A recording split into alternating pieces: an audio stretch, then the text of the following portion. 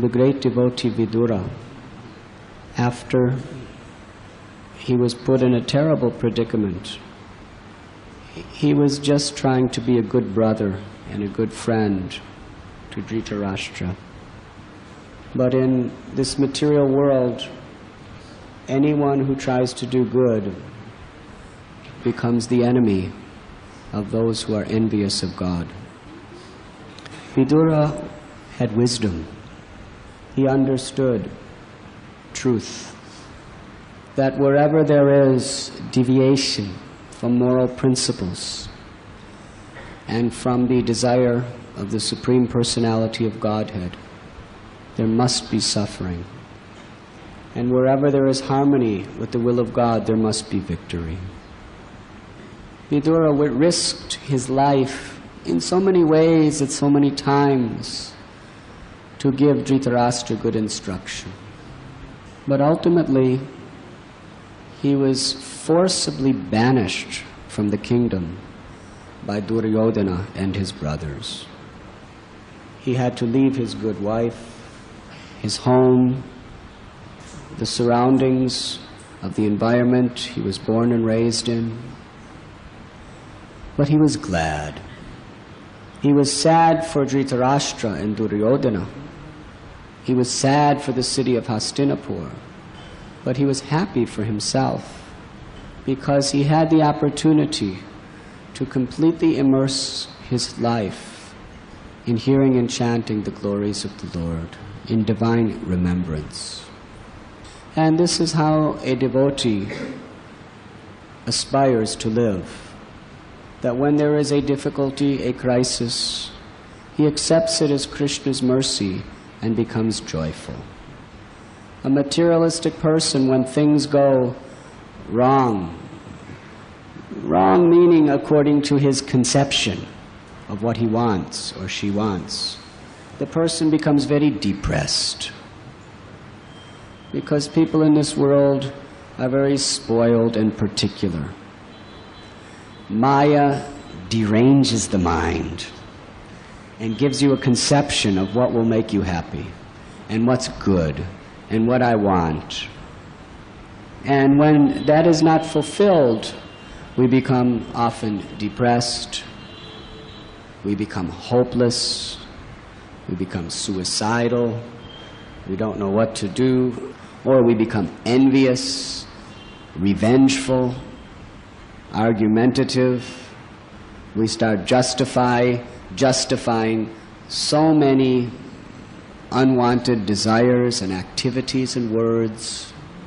But a devotee, when put in the same situation, becomes grateful and joyful. That it cannot happen without the will of God. Krishna never forsakes his devotee.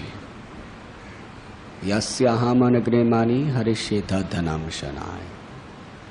That when the Lord takes everything away, a devotee sees that as the compassion of God. And in that way, sees what opportunity is Krishna giving me now to surrender to him. That is actually the sign of a sincere devotee. If you want to monitor whether you are sincere or not sincere, this is an easy criterion. When things go all wrong in your life, do you search for the opportunity to serve Krishna in that situation and take it all as the mercy of the Lord? Or do you give up in that situation and justify, I cannot do it? How can anyone expect me to do it? Look what happened. Because going back to Godhead is a very, very serious endeavor. And Krishna only allows very, very serious devotees to go far on the path. Many will begin the path, but when it comes to a certain stage, many will fall away. It takes someone who is quite serious to continue on to the higher plateaus of bhakti. And it is not that we have to be great sages or great rishis.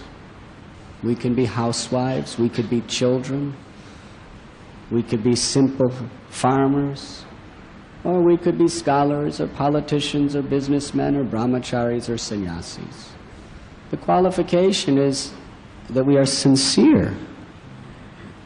And sincerity is really all that Prabhupada expected of us. But we have to show our sincerity. And this is how. The test of gold is when you put it in fire. The test of the devotee is when there is opposition to one's own personal selfish desires. Because in this material world, everything has its beginning and end. Whatever we gain, whatever we lose, is not very important. What we gained 20 years ago, we don't even remember today. What we lost 20 years ago is hardly in our memory today. And 20 years down the line, what happens now doesn't make so much difference. And in our next life, we won't remember any of it. So how important it is.